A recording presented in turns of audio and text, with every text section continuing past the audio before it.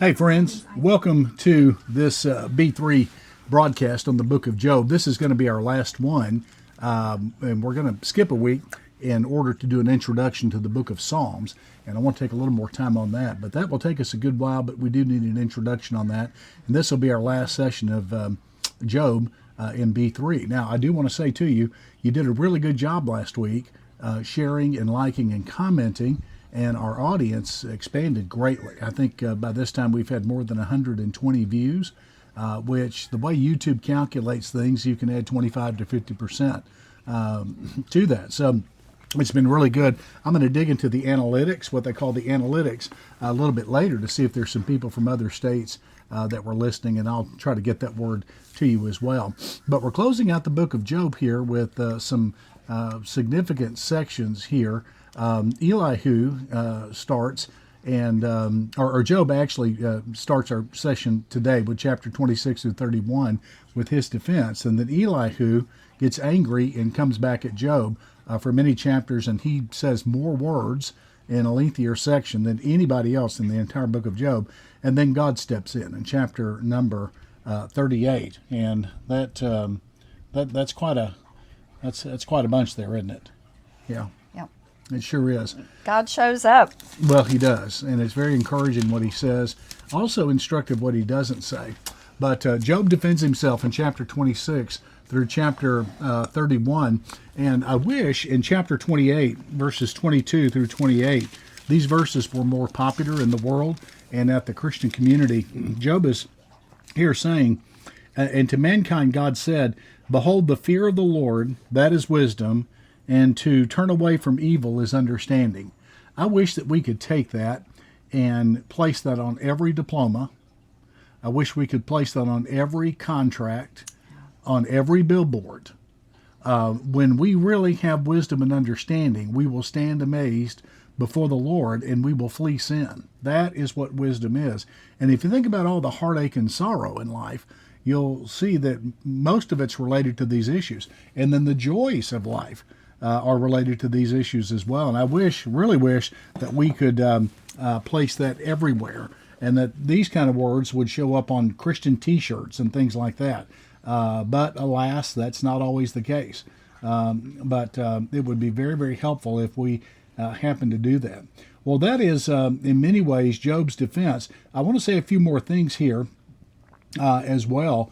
Job complains in chapter 29, and don't think about Rodney Dangerfield when you think about this, but he says, "I can't get any respect." In chapter 29, beginning in verse 1, Job again took up his discourse and said, "Oh, that I were as in months gone by, as in the days when God watched over me."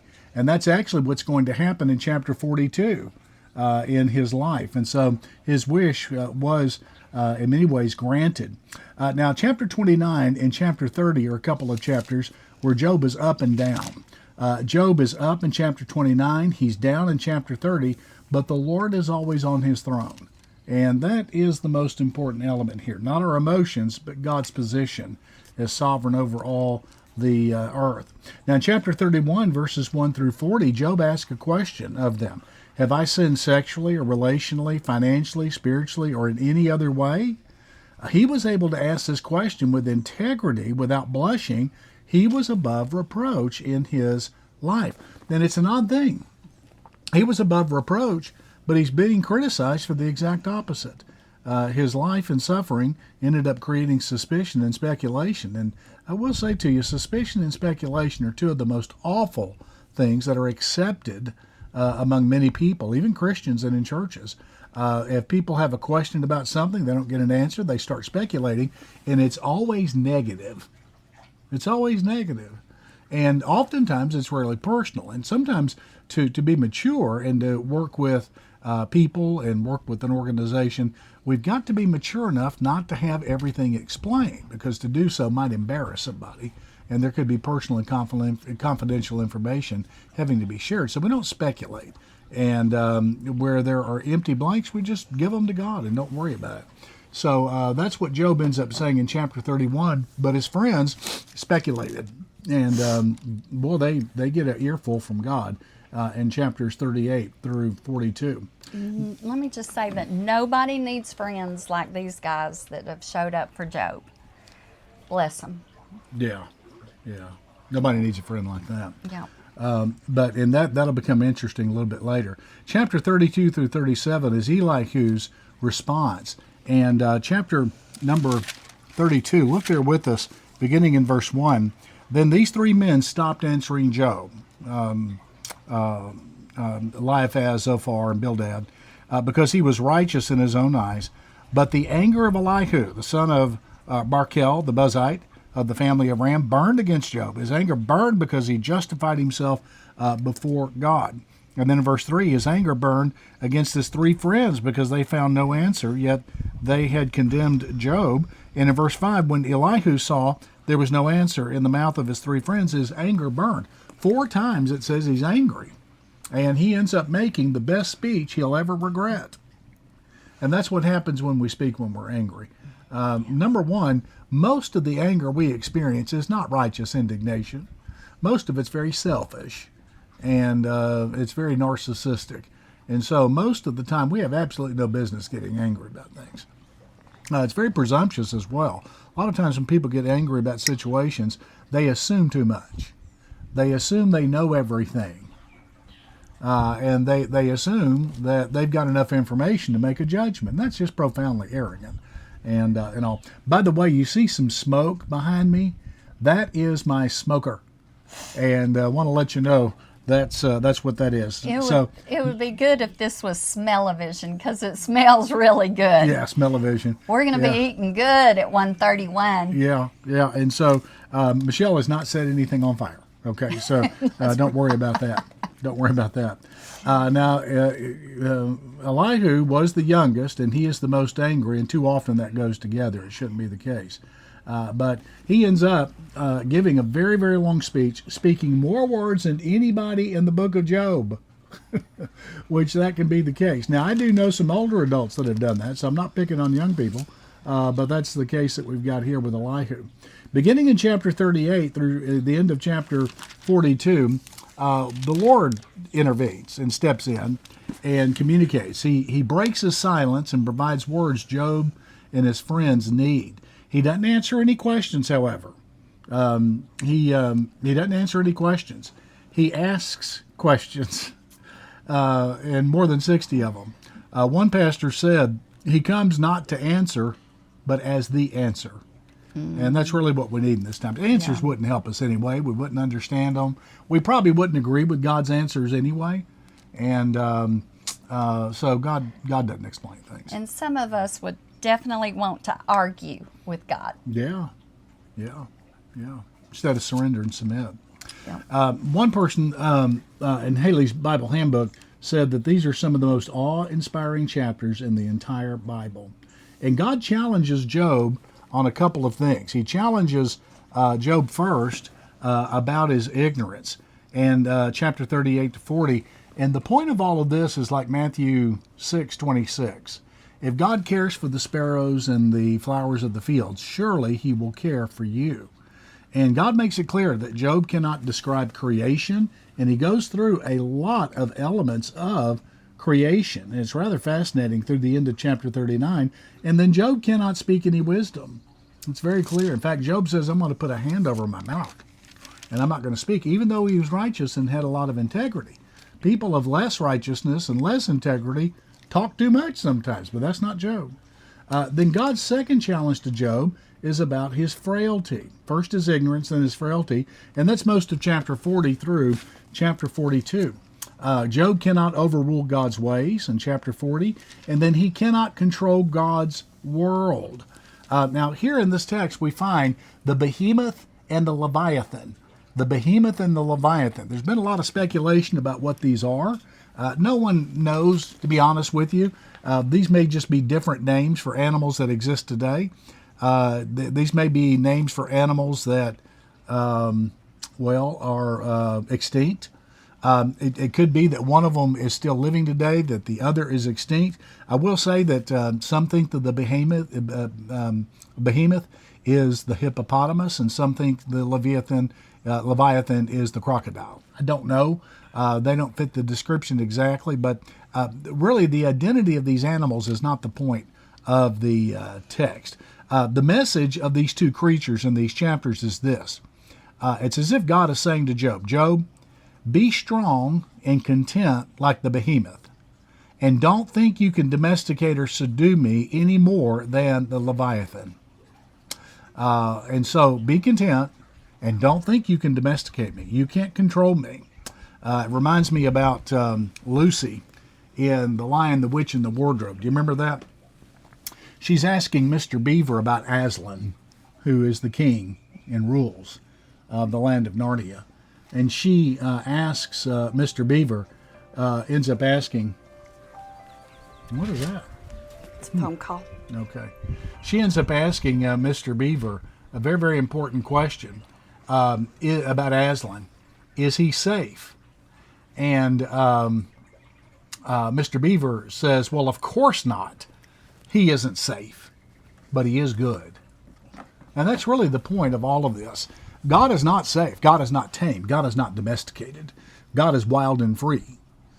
God is entirely free to do whatever he wants to do. However, God is good.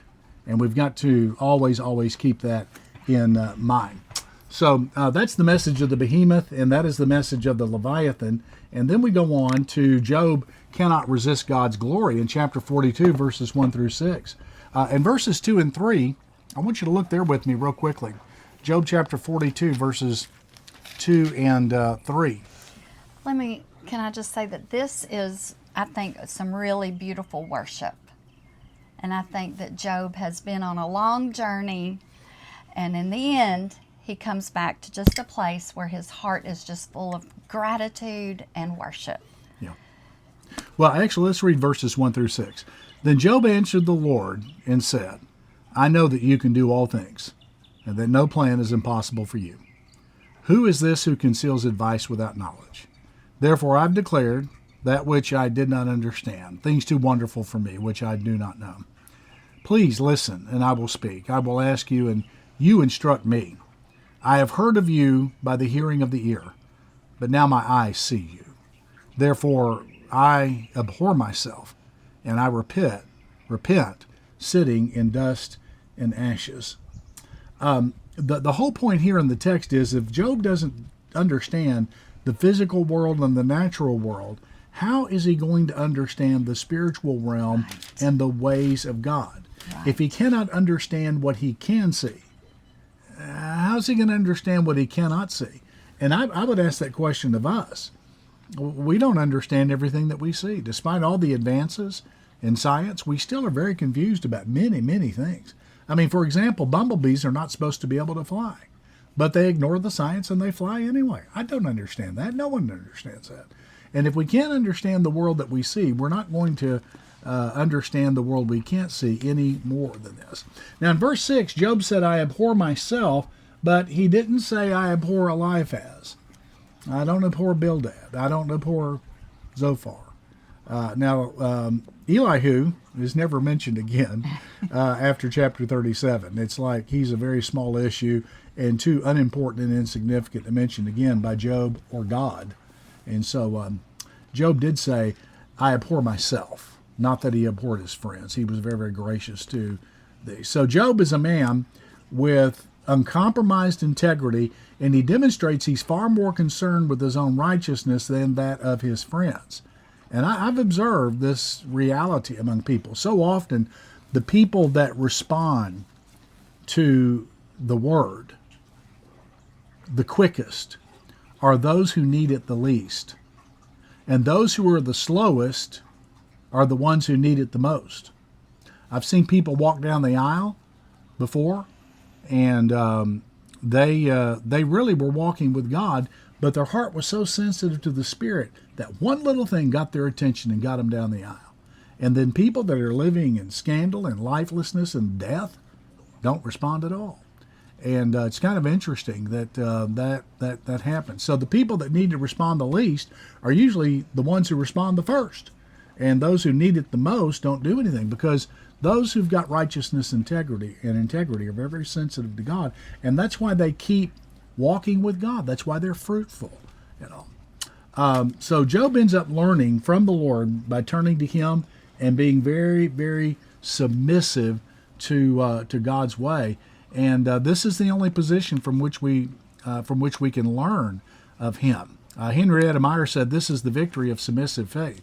When we bow to God's will, we find God's way. Stoop to conquer, bend to obey. This is the lesson of Job." You got something? I was in some of the commentaries and some of the notes that I've jotted down, or things that I've read and then jotted down.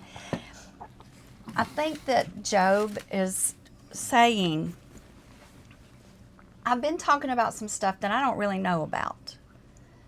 And I am going to be a person I'm going to figure out the Lord on my own. I'm going to dig deep and figure out how to worship and how to learn from the Lord. And I'm not going to take the rumors and what other people say about God, or what other people say about what truth is. I am going to figure out this on my own, because he says, I have heard that people are talking without any understanding. And I think that Job is coming to the point of his journey where he's saying, I'm not going to accept anybody else's thoughts about you, Lord. I'm going to walk with you, and I'm going to figure you out in our relationship. Yeah, that's good. Yeah. Well, Job did not have a second-hand faith or second-hand understanding of God. He didn't just go by what he heard. He went by what he got directly from God. Now, that doesn't mean we can't listen to other people. Right. But we listen to them insofar as they speak for the Lord. And so both are necessary, but we cannot have a second-handed faith. There's no second-handed salvation. God doesn't have any grandchildren. Everyone's a child of God. We come to Christ personally place our faith in Him. Well, in chapter 42, the rest of chapter 42, God compensates Job. He vindicated him in verses 7 through 9. And in verse 8, it says, "Now therefore take for yourselves 7 bulls and 7 rams, and go to my servant Job, and offer up a burnt offering for yourselves, and my servant Job will pray for you. For I will accept him, so as not to do with you as your foolishness deserves, because you've not spoken to me what is trustworthy as my servant Job has." And so Job's friends faced accountability from God, but they also faced grace. God gave them a way to come back to Him through the sacrificial offering of blood that Job would provide. John Curson, one pastor, commented, "Eliphaz drew his conclusions from personal observation, Bildad from his father's teaching and traditions, and Zophar from his own dogmatic diagnosis. All 3 were wrong about Job and God. For the guy they were calling a sinner was the very one God called upon to intercede for them." And they didn't get what they deserved, So they were just terribly, terribly mistaken. And so I think that Job really urges us to be very, very humble in our estimation. So God vindicated Job, then He restored Job. Go ahead. Let me say this about Job interceding on his friends. Verse 10 says, "And the Lord restored Job's losses when he prayed for his friends." And I think that goes hand in hand, where Job interceded and was bountifully blessed for it. He was. Yeah, he prayed, he engaged in intercessory prayer, and the Lord increased double all that Job had. Now, that's with his flocks, it's with his farm. He only got 10 children on earth back. He had 10 more kids, but he had 10 in heaven, so his children are doubled there as well. And so that's what Job did. Now, if you have been harmed by others and you're still bitter about it, you might want to look at verse 10. You're still bitter, still upset, still wounded. To get past that, you might want to do what Job did, and that is pray for them. Give them over to God, let God handle it. You just move on, let God handle it, and you pray that God would give them grace and blessing. Well, what about justice? What about making things right? God will. No one gets away with anything. God will bring it through. Yeah. Now, that ought to comfort you. It also should scare the daylights out of you. Because as you've turned some people into monsters, as you have turned them into boogeymen because of what they've done to you, there are probably people in the earth who are doing the same thing to you in their heads. and you've probably hurt some people. So how do you want them to respond to you? That's extremely important that we keep that in mind. So God restored his property, his family, and his posterity. Now I want to give a few points for emphasis here that I think will be very helpful about God and suffering.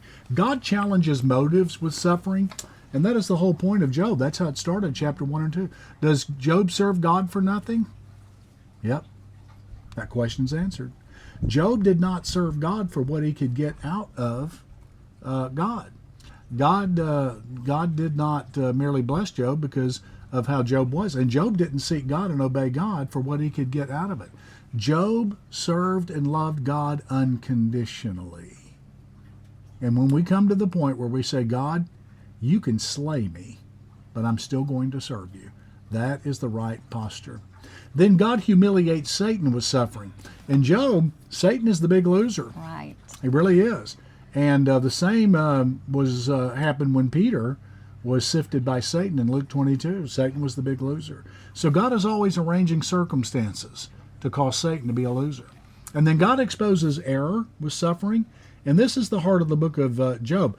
There is more space and more words given to the errors of Job's friends than anything else in the book of Job. And so really we got to consider that is a driving point of the whole book of Job. These men were in error because they failed to discern or consider spiritual warfare. They rushed to conclusions before they gathered more information.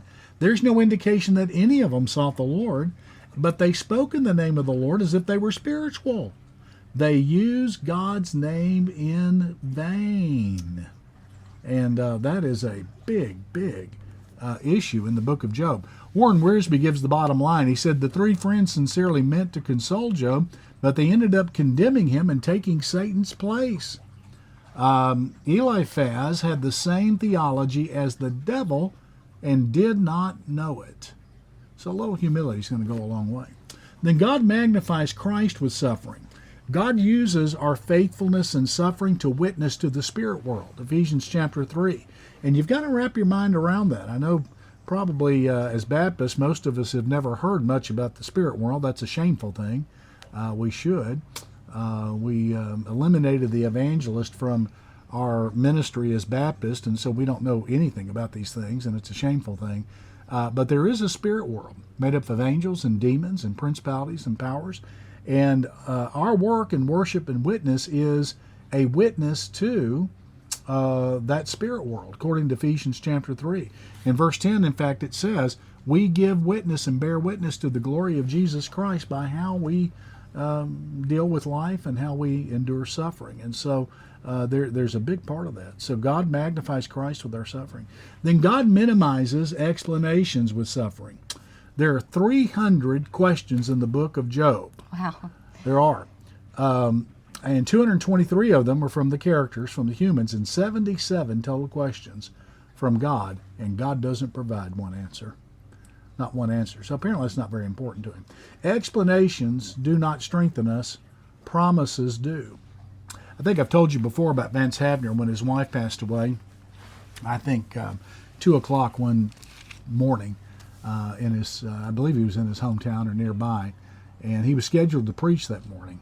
Well, she passed away at 2. He went home, got some sleep, and showed up to preach. And they were wondering, well, why are you here? He said, well, where else was I going to go? He didn't have any children or any family left. He wants to go to church. And so that's what he did. And someone mentioned to Dr. Havner about his wife passing away, and they would often come up to him and say, Dr. Havner, I'm so sorry you lost your wife. And he'd say, oh, no, I've not lost her. I know right where she is. You haven't lost someone when you know where they are. And then he would quote this little item here. Death cannot hide. Death can hide, but not divide. She is but on Christ's other side. She with Christ and Christ with me, united still in Christ are we. And how true that is. Hey, your loved ones that knew the Lord that have gone on, they're still there. They're waiting. Make sure you know Jesus, and make sure you're giving everything you can to make sure others know Jesus. And then finally, God compensates suffering with reward. The Lord will compensate for our losses. There will never be a case in which we have outgiven God. Right. Right. Not one. There'll never be a case where God has given less to us than we have given to him. God will always be the one who gives more. And when all is said and done, we will find the Lord has given much more than his share. So how about we just give everything to him now? It won't be nearly as much as what he's given to us. That's not what he's asking for. He just wants all of us. Hey friends, Michelle's got a closing story you really want to hear. When Jonathan and Hannah Grace were younger in middle school, in elementary school, they really had a very, very sweet relationship. And I am very sad that y'all in my church do not know Hannah Grace. But anyway, they were in young elementary school, and and I would hear them every now and then at Hannah Grace's dresser, and they would have a microphone. Now, there was a mirror on the dresser, right? At the dresser, there would be a mirror. And I would hear them say, "Here we are at GPTV, and she has done it again." And they would take turns going back and forth, telling how I had made them mad. She just does not understand, does she? No.